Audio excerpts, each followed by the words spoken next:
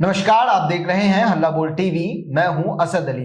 नीतीश कुमार ने राज्यसभा के लिए नामांकन कर दिया है। इसी के साथ ये बात तय हो गई है कि अब नीतीश कुमार बिहार के मुख्यमंत्री नहीं रहेंगे। बिहार के मुख्यमंत्री नीतीश कुमार के युग का अब अंत हो चुका है। आइए इस पूरे मामले को विस्तार से समझते हैं हल्ला बोल टीवी के संपादक दीपक शर्मा से। देखिए, बिल्कुल ठीक कहा आपने अली कि नीतीश कुमार अब बिहार की राजनीति में जिस तरह से एकदम ध्रुव की तरह बिल्कुल वो अब उस अध्याय का अंत हो गया है। राज्यसभा जाना एक तरह से नीतीश कुमार का रिटायरमेंट लेना है सक्रिय राजनीति से। नीतीश कुमार का राज्यसभा जाना अब बिहार में भारतीय जनता पार्टी के मुख्यमंत्री का रास्ता साफ करता है।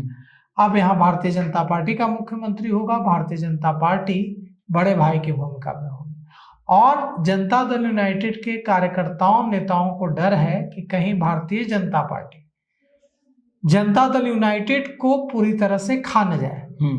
और यही वजह है कि आज जनता दल यूनाइटेड के कार्यकर्ता बड़ी संख्या में जनता दल यूनाइटेड के दफ्तर पहुंच गए और तोड़फोड़ की और ललन सिंह के खिलाफ नारेबाजी की। ललन सिंह मुर्दाबाद के नारे लगाए।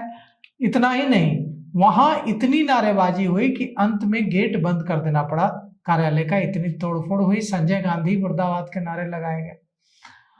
दूसरी एक तरफ जनता दल यूनाइटेड कार्यालय में तोड़फोड़ हो रही थी और दूसरी तरफ भारत के गृह मंत्री अमित शाह पटना पहुंचे और सीधे पहुंच गए मुख्यमंत्री नीतीश कुमार के आवास एकण्य मार्ग। और वहां मुख्यमंत्री नीतीश कुमार और गृह मंत्री अमित शाह के बीच बैठक हुई। नितिन नवीन भी पहुंचे जी। भारतीय जनता पार्टी के राष्ट्रीय अध्यक्ष नितिन नवीन, गृह मंत्री अमित शाह और मुख्यमंत्री नीतीश कुमार एक ही गाड़ी में सवार होकर विधानसभा पहुंचे और नितिन नवीन ने भी राज्यसभा के लिए नामांकन किया और मुख्यमंत्री नीतीश कुमार ने भी राज्यसभा के लिए नामांकन किया जी। अब इन दोनों का राज्यसभा सांसद चुना जाना तय है।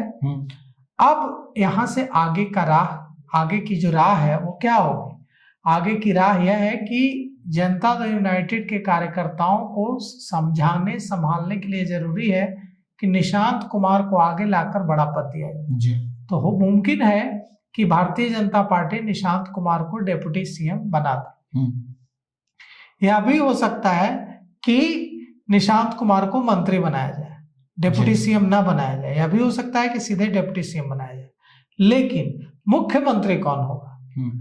मुख्यमंत्री को लेकर भी फैसला हो चुका है। जिस तरह से सम्राट चौधरी का बॉडी लैंग्वेज सुबह से अगर आप ध्यान से देखेंगे तो वो मुख्यमंत्री वाले बॉडी लैंग्वेज में सुबह से घूम रहा है जी। उनका बॉडी लैंग्वेज ये कह रहा है कि उन्हें भारतीय जनता पार्टी की तरफ से ग्रीन सिग्नल मिल गया है कि आप तैयार रहिए। तो मुमकिन है कि इसकी पूरी संभावना है कि सम्राट चौधरी अगले मुख्यमंत्री बिहार के बन जाए। साथ ही साथ यह भी चर्चा है कि जनता दल यूनाइटेड के ही किसी नेता को मुख्यमंत्री बनाकर भारतीय जनता पार्टी यह दाग धो ले कि हमने मुख्यमंत्री पद पर कब्जा करने के लिए नीतीश कुमार को हटाया है जी।